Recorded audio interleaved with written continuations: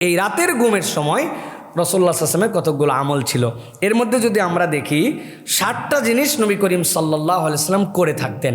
এর 1 নম্বর, পানাহারের পাত্র যদি থাকে সেগুলো ঢেকে দেওয়া, গ্লাসটা ঢেকে দেওয়া, খাবারের উপরে দিয়ে দেওয়া, ঝাঁপি দিয়ে দেওয়া, খাবার ঢেকে রাসূলুল্লাহ সাল্লাল্লাহু আলাইহি ওয়াসাল্লাম শুতে যেতেন। 2 নম্বরে, দরজা বন্ধ করা, দরজা খুলে রাসূলুল্লাহ সাল্লাল্লাহু আলাইহি ওয়াসাল্লামের ঘুমানোর সিস্টেম ছিল না, দরজাটুকু চাপায় দেওয়া, লাগায় দেওয়া, দরজা না থাকলে পর্দাটুকু টেনে দেওয়া, উন্মুক্ত দরজায় শুতেন না। 3 নম্বরে, সন্ধ্যাবেলায় নবীজি বলছেন বাচ্চাদেরকে ঘরের মধ্যে ঢুকায় নাও, এই সময় বিক্ষিপ্ত শয়তান জিনেরা বিভিন্ন জায়গায় দৌড়াদৌড়ি করে, এই জন্য সন্ধ্যাবেলায় বাচ্চাদেরকে ভিতরে নেওয়া এবং দরজাটাকে বিসমিল্লাহ বলে লাগায় দেওয়া, এরপরে প্রয়োজনে খুলবো, কিন্তু সন্ধ্যার থেকেই রাতের আমল শুরু হবে প্রাথমিক, যে আমি দরজা, পর্দা, গ্লাস এইটা বিসমিল্লাহ বলে টেনে দিব। এরপরে নবী করিম সাল্লাল্লাহু আলাইহি ওয়াসাল্লাম একটা নির্দেশনা দিয়েছেন, একাকী ঘরে নির্জনে না শুতে, এমন জায়গা নির্জন, কেউ নাই, এই নির্জন জায়গায় একাকী নবী করিম সাল্লাল্লাহু আলাইহি ওয়াসাল্লাম থাকতে নিষেধ করেছেন। 2 জায়গায় আল্লাহ নবী সাল্লাল্লাহু আলাইহি ওয়াসাল্লাম বলছেন একাকী থাকবে না, একটা হচ্ছে রাত্রে থাকার ক্ষেত্রে, আর 2 নম্বরে সফরের ক্ষেত্রে একাকী বর্জন করা, এটা উত্তম। এখন কেউ নাই সেটা ভিন্ন কথা, কিন্তু কেউ আছে, থাকার সুযোগ আছে, এই জন্য একাকী নির্জনে থাকতে নবী করিম সাল্লাল্লাহু আলাইহি ওয়াসাল্লাম নিষেধ করেছেন। এরপরে বলেছেন ফাঁকা ঘরে, ছাদে তোমরা শুবা না, ফাঁকা ঘর একদম, পাশে কোনো পার্টিশন নাই, উন্মুক্ত খোলা, রাসূলুল্লাহ সাল্লাল্লাহু আলাইহি ওয়াসাল্লাম নিষেধ করেছেন।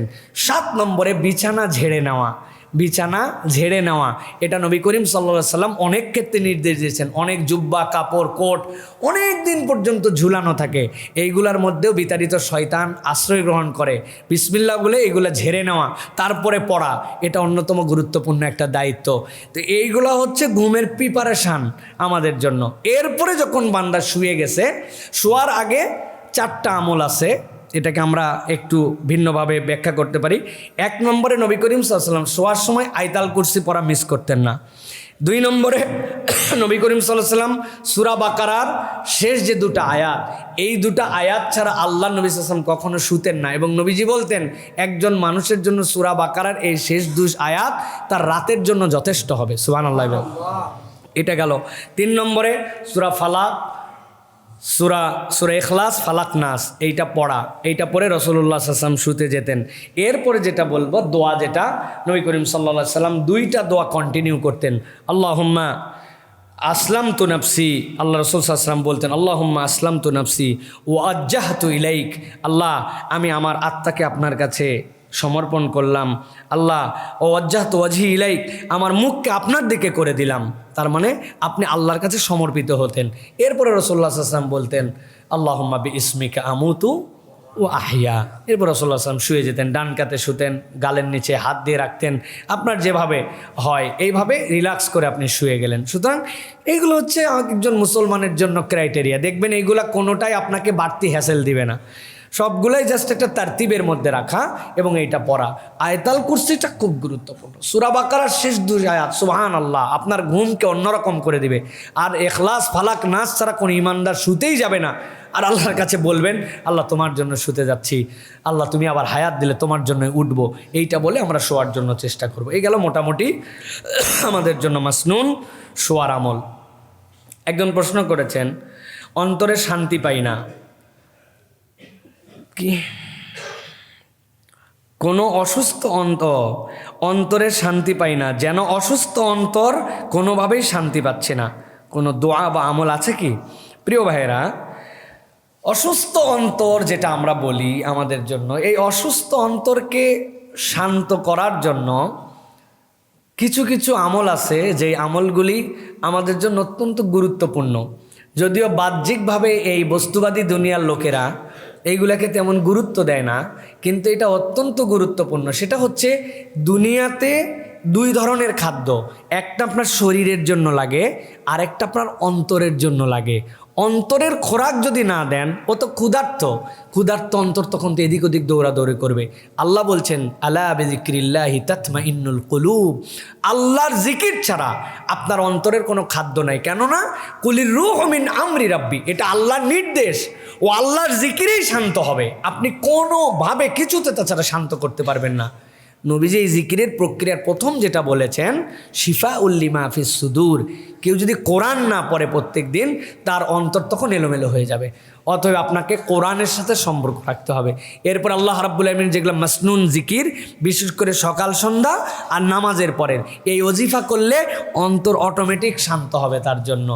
আর কিছু দোয়া আল্লাহ রাসূল সাল্লাল্লাহু আলাইহি ওয়াসাল্লাম আমাদেরকে শিখিয়েছেন, বিশেষ করে হাসবি আল্লাহু লা ইলাহা ইল্লাহু আলাইহি তাওয়াক্কালতু ওয়া হুয়া রাব্বুল আরশিল আযীম।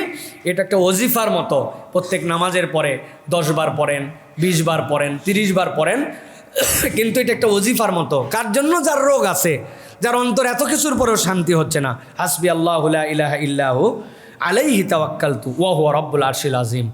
আর একটা খাদ্যের কথা আসছে, সিরিয়াসলি খাবার। আয়েশা রাদিয়াল্লাহু তাআলা থেকে অন্তর ঠান্ডা করার নবীজি একটা খাবার বলে দিয়ে গেছেন, জানাই দিব? আয়েশা রাদিয়াল্লাহু তাআলা বলছেন, সামি'তু রাসূলুল্লাহ সাল্লাল্লাহু আলাইহি ওয়াসাল্লাম ইয়াকুল আত-তালবিনাতু মুজিম্মাতুন লিফুয়াদিল মারিদ ওয়া তাযহাবু বিবাদিল হুজন। আল্লাহ নবী বলছেন, তোমরা তালবিনা খাও, এটার দ্বারা তোমাদের কিছু দুশ্চিন্তা চলে যাবে। আর যারা তোমাদের মধ্যে হতাশাগ্রস্ত, অসুস্থ, আল্লাহ রাব্বুল আমিন এর দ্বারা তাদেরকে হৃদয়ে প্রশান্তি দিয়ে দিবেন। সুবহানাল্লাহ বলবেন না? এটা একদম ডাইরেক্ট খাবার। আল্লাহ বলতেছেন ও বিবাদিল হুজন, তার কিছু দুশ্চিন্তা আল্লাহ দূর করে দিবেন। আর আল্লাহ রাব্বুল তার অন্তরকে শান্তি দিয়ে দিবেন, শরীরকে সুস্থ বানায় দিবেন।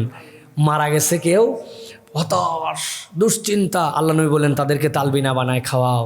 ওরা ওদের ফ্যামিলি ক্রাইসিসে ভুগতেছে, এমন লোককে হারাইছে যে ওদের অন্তরের মধ্যে আর কোনো শান্তি নাই, তালবিনা তাদের জন্য বানায় পাঠাও। কি দিয়ে? জবের আটা, সাথে মধু দিয়ে মিষ্টি, চিনি দিয়ে না। কি দিয়ে মিষ্টি? জবের আটাটাকে প্রথমে খামির করছেন আপনি হাত দিয়ে, খামির করার পরে ওর মধ্যে মধু দিচ্ছেন মিষ্টি করার জন্য। এরপর হাত দিয়ে ওইটাকে, জবের আটাটা একটু গরম পানির মধ্যে নিলেন, নেওয়ার পর একটু সিদ্ধ করলেন, যেরকম করে চালের আটা দিয়ে গমের আটা সিদ্ধ রুটি বানানোর জন্য জবের আটা বানালেন। এরপরে ওইটাকে নরম করার জন্য, মিষ্টি করার জন্য দিছেন হচ্ছে প্রথমে মধু। স্টেপটা মনে রাখতে হবে, মধু দিয়ে অনেকক্ষণ মেল্ট করে করে একটু চেক করে দেখলেন যে মাশাআল্লাহ মিষ্টি হয়েছে। এরপরে অল্প একটু নিছেন বাটির মধ্যে, দুধ গরম করার পরে ঠান্ডা করছেন। একদম কড়া গরম দুধ খেতে হয় না, ঠান্ডা একটু দুধ ওর মধ্যে দিছেন। দেওয়ার পরে ঘাঁটার পরে যেই আপনার জন্য পায়েসের মতো হলো, আল্লাহ নবী বলছেন এটার নাম তালবিনা। এটা যদি তুমি খাও অন্তরের দুশ্চিন্তা যাবে, অসুস্থ রোগী ভালো হবে। সুতরাং আমলগুলাও করব আমরা ইনশাআল্লাহ, আর সাথে সাথে এইটা বানায় মাঝে মাঝে খাওয়ার জন্য চেষ্টা। এখন অ্যাভেলেবেল জবের এগুলো সব অনলাইনে পাওয়া যায়, আপনি কিনবেন, কিনে এইটা প্র্যাকটিস করা দরকার। যেহেতু এটা হচ্ছে রাসূলুল্লাহ সাল্লাল্লাহু আলাইহি ওয়াসাল্লামের পক্ষ থেকে আমাদের জন্য রুকিয়া এবং আমাদের জন্য ট্রিটমেন্ট। এটা হচ্ছে তিব্বুন নবী, নবী করিম সাল্লাল্লাহু আলাইহি ওয়াসাল্লামের চিকিৎসা। সেটা আমরা গ্রহণ করলে ইনশাআল্লাহ আমরা উপকার পাবো। হাযা মা ইনদাল ইলমু ইনদাল্লাহ, সুবহানাকাল্লাহুম্মা বিহামদিকা আশহাদু আল্লা ইলাহা ইল্লা আনতা আস্তাগফিরুকা ওয়া আতুবু ইলাইক। আসসালামু আলাইকুম ওয়া রাহমাতুল্লাহি ওয়া বারাকাতুহু।